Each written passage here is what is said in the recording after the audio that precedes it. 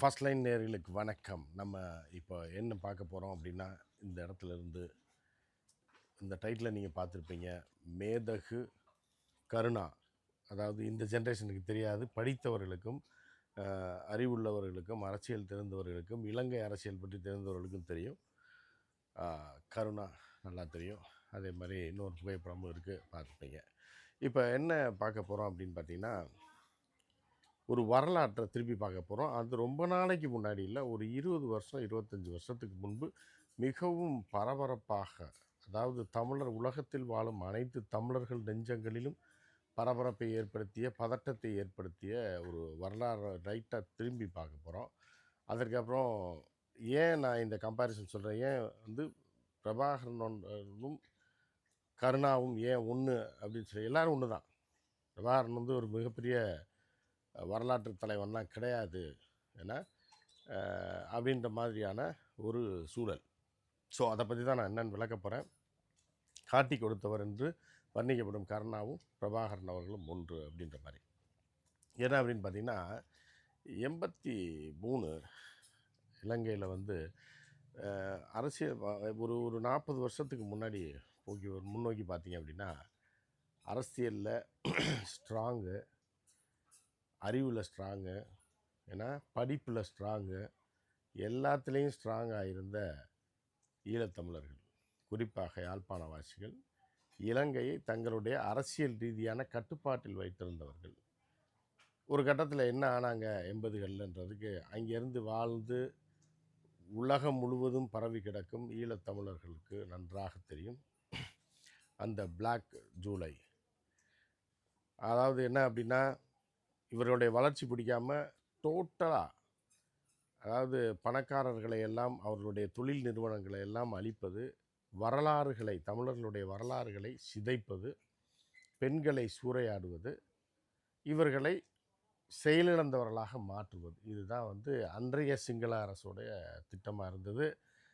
மிகப்பெரிய கலவரம் கண் முன்னே, அதாவது ஒரு மிகப்பெரிய பணக்காரர், ஊரில் செல்வாக்கு மிடைத்தவர், இந்த இப்போ லைன்ஸ் கிளப், ரோட்டரி கிளப் போன்ற கிளப்புகள்லாம் பெரிய பெரிய பதவியில் இருப்பாங்க. அப்படி அதாவது கஷ்டப்பட்டு வந்திருக்கலாம், ஆனால் வந்தாலும் என்னென்னா ஒரு சொஃபிஸ்டிகேட்டட் லைஃப், எல்லா கான்டாக்ட் இருக்கும். அதேமாதிரி அதிகாரிகள், பெரிய மீடியாக்காரன், பெரிய தொழிலதிபர்கள்லாம் இருப்பாங்க இல்லையா, பப்ளிக்கோட கான்டாக்ட். அந்த மாதிரி செல்வாக்கான மனிதர்கள் இந்த அரசியலில் செல்வாக்கு செலுத்தப்பட ஒரு புரியத்தை பொறுக்கி எடுத்து அவர்கள் வீடுகளுக்கு சென்று அவர்களை கொன்றொழிக்காமல், அவர்கள் கண்முன்னே அவருடைய மகளை, அவருடைய மனைவியை பாலியல் வன்புற உணர்வு செய்து ஒரு மனிதனை அப்படி சுக்குநூறாக உடைக்கிறது தான்.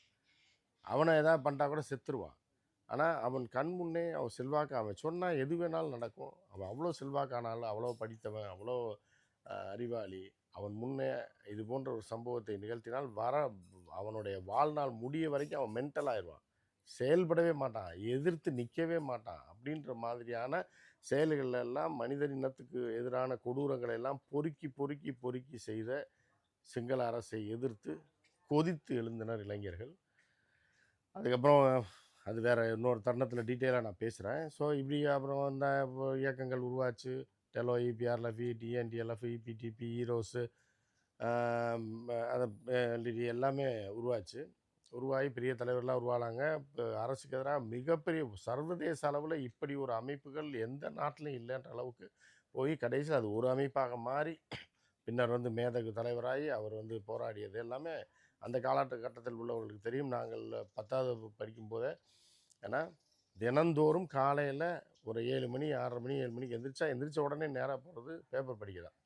9th 10th படிக்கும்போதே அந்த காலகட்டத்திலே இளைஞர்கள் எல்லாமே அப்படி தான் இருந்தாங்க. எல்லா கல்லூரி மாணவர்களுக்கும் ஈழ வரலாறு தெரியும், ஈழத்தில் என்ன நடக்குதுன்னு தெரியும், யார் ஈழத்தோட அதிபர், இலங்கையோட அதிபர்னு தெரியும், யார் இராணுவ அமைச்சர்னு தெரியும். இங்கே இல்லை, இலங்கை வரலாறு அந்த காலத்தைய 80களில் உள்ள இளைஞர்கள் அத்துப்படியாக வைத்திருந்தார்கள். ஒவ்வொரு நாளும் தூங்கி எந்திரிக்கும் போது இன்றைக்கி என்ன போராட்டம் பண்ணலாம், இப்படி பண்ணலாம், இந்த ஈழத்தமிழர்கள் நடக்கக்கூடிய கொடுமைகள், அங்கிருந்து வரக்கூடிய தமிழர்களை வரவேற்பது, அங்கே உள்ள போராளிகளுக்கு ஆயுதத்தை கொடுத்து காசை கொடுத்து உதவுறது, ஸ்பெஷல் ஷோ போடுறது, ஏன்னா இப்படின்னு சொல்லி அந்த அரசியலோடு பின்னி பிணைந்து தமிழர்களுடைய, தமிழ்நாட்டில் வசிக்கும் தமிழர்களுடைய இரத்தமும் சதையுமானவர்கள், ஏற்கனவே இயற்கையாகவே தமிழர்கள்.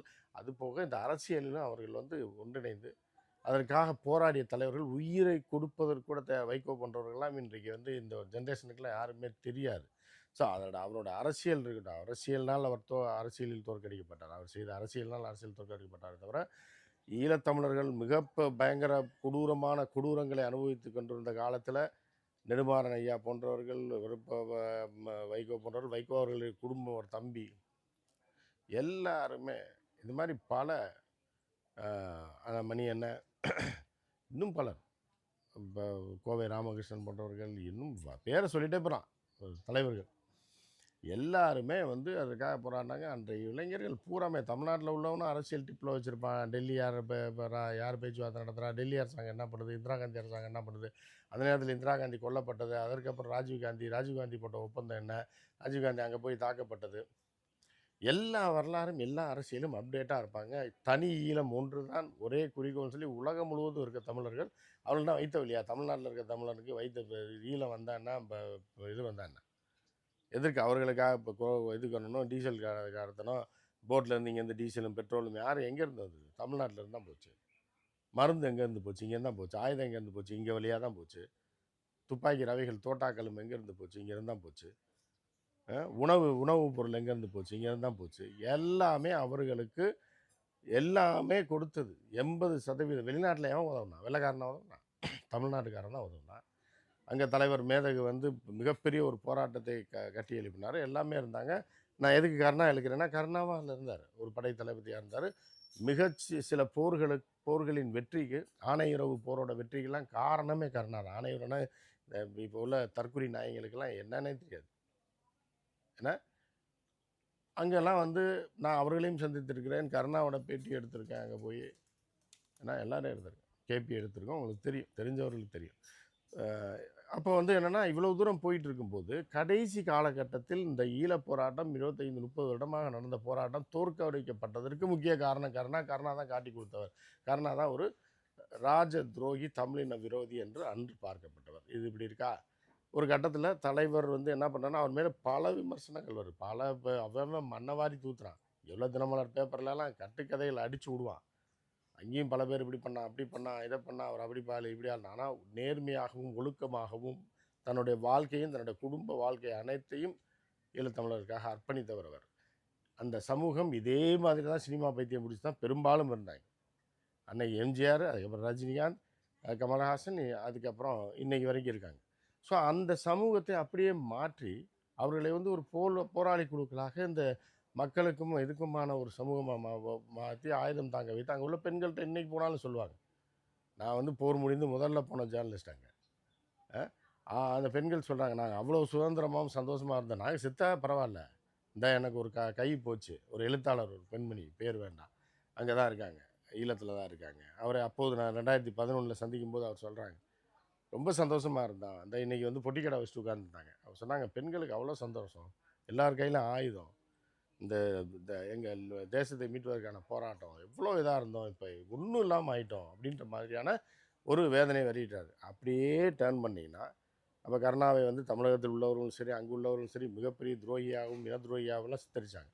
ஆனால் கருணா இன்னைக்கு வரைக்கும் நல்லா சரக்கு அடிச்சுட்டு சந்தோஷமாக தன் வாழ்நாளை அனுபவித்து கொண்டு இன்று வரைக்கும் கொழும்பு நகரில் இருக்கார்.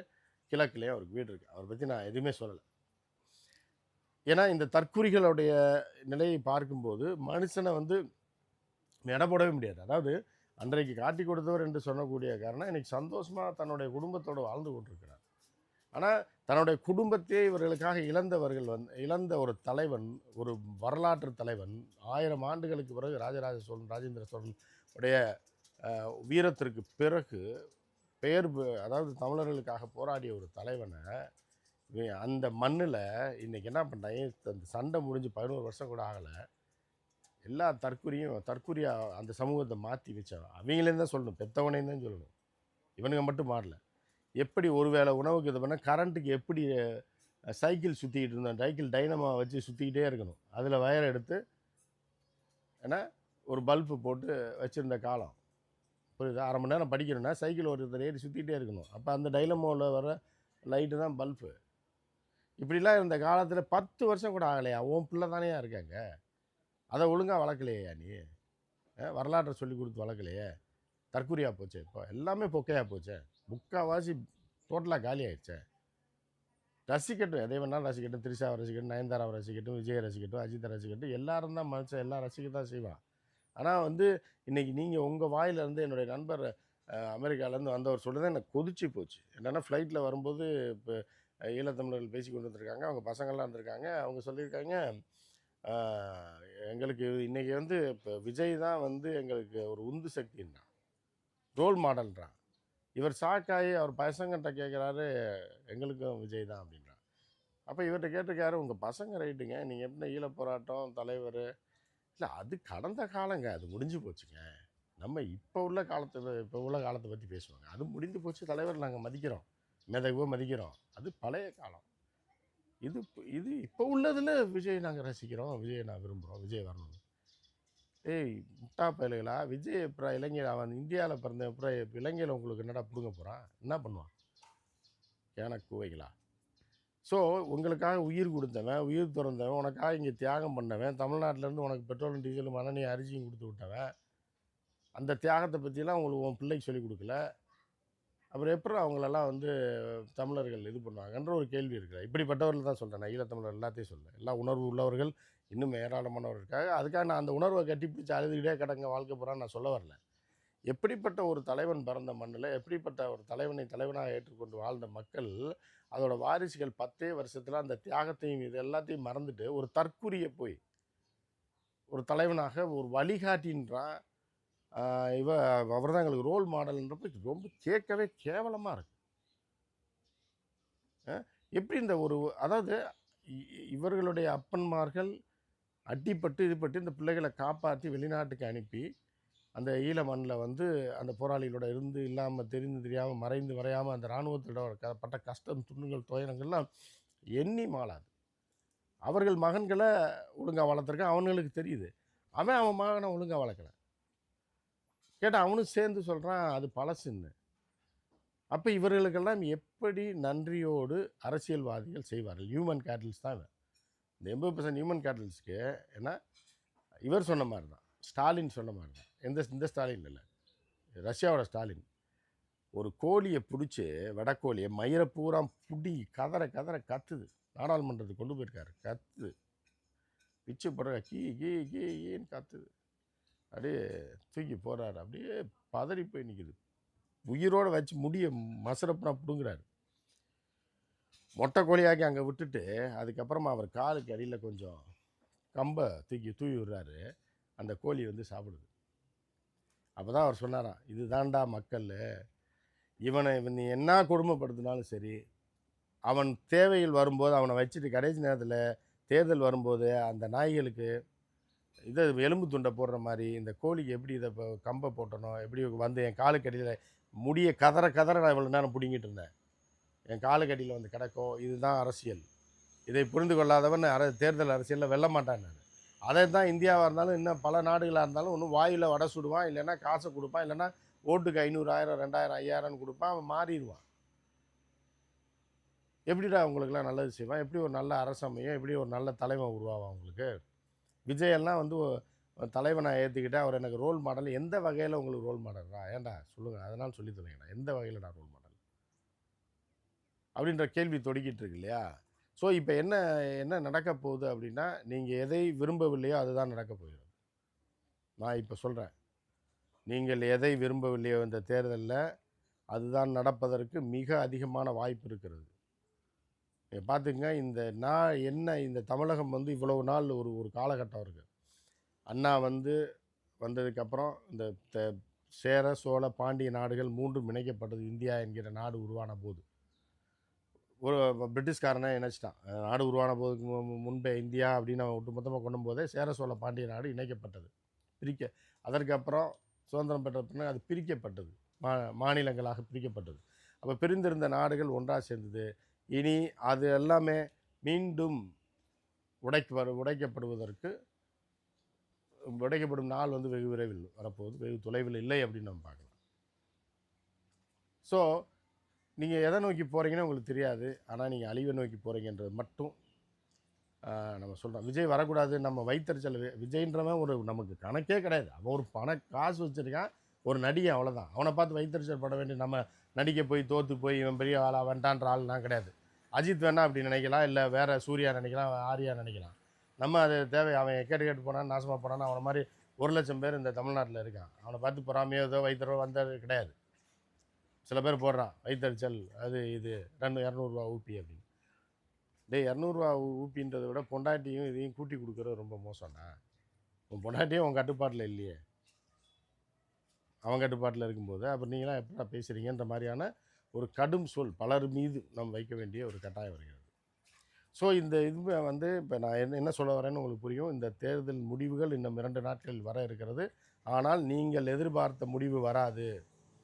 மாறான யாருமே எதிர்பாராத ஒரு முடிவு வருவதற்கு தான் காத்திருக்கிறது. இப்போ கடந்த கால அரசியல் முடிந்து விட்டது. நான் ஏற்கனவே சொன்னேன், கடந்த கால அரசியல் அந்த மனநிலை அந்த இது எல்லாமே முடிஞ்சிருச்சு. நான் ஏற்கனவே ரொம்ப நாளைக்கு 2 வருஷம் 3 வருஷத்துக்கு முன்னாடியே சொல்லுவேன், நீங்கள் எத்தனை ஆண்டுகள் பயிற்சி கொடுத்து ஒரு மனித இனத்தை அப்படியே கொண்டு வந்து ஒரு அறிவிப்பு பூர்வமான அமைப்பாகவோ இல்லை வறுமை ஏதாவது ஒரு இதில் வச்சுருந்தா கூட ஒரு ஜென்ரேஷன் ஒரு 10 வருஷத்துக்கு மேலே தாங்காது. மீண்டும் மீண்டும் அவர்களுக்கு பயிற்சி அளிச்சுக்கிட்டே இருக்கணும். எப்படி ஒரு வண்டி இருக்குது, டேங்க் ஃபுல்லாக பெட்ரோல் போட்டிங்கன்னா காலியாக போட்டுக்கிட்டே இருக்கணும். டேங்க் ஃபுல்லாக காலையில் போட்டோன்றதுக்காக இன்றைக்கி போட்டோம் அப்படின்றதுக்காக இன்றைக்கி தானே போட்டோம் நாளைக்கு பார்த்துக்கலாம்னா நீ ஓட்டினது இன்றைக்கி 500 கிலோமீட்டர் ஓட்டியிருக்கே, 200 கிலோமீட்டர் தானே ஓடும் அந்த வண்டி. அப்படின்ற மாதிரி தான் நீங்கள் வந்து இது ஒரு பெரிய பாடம் என்ன அப்படின்னா, ஒவ்வொரு ஜென்ரேஷனும் ஒவ்வொரு பெற்றோரும் என்ன தான் நம்ம வசதி வாய்ப்போடு போனாலும் சரி, வளர்ந்தாலும் அறிவுபூர்வம் மாறினாலும் அவருடைய பிள்ளைகளை நீங்கள் வந்து சரியாக வளர்த்தே ஆக வேண்டும். இல்லைன்னா அடுத்த ஜென்ரேஷன் கெட்டு போயிடும். இல்லைன்னா அடுத்த ஜென்ரேஷன் பிற்காலி தற்கொலையாகி உங்கள் அவமானம் உங்கள் குடும்பமானன்னு கப்பலில் ஏறிடும். அப்படின்றது தான் உண்மை. நீங்கள் நினைக்காத ஒரு விஷயம் நடக்கப் போகிறது. நீங்கள் எதிர்பாராத ஒரு விஷயம் நடக்கப் போகிறது. 4ஆம் தேதி நீங்கள் பொறுத்திருந்து பாருங்கள். மற்றும் ஒரு நிகழ்ச்சியில் சந்திப்போம். நன்றி, வணக்கம்.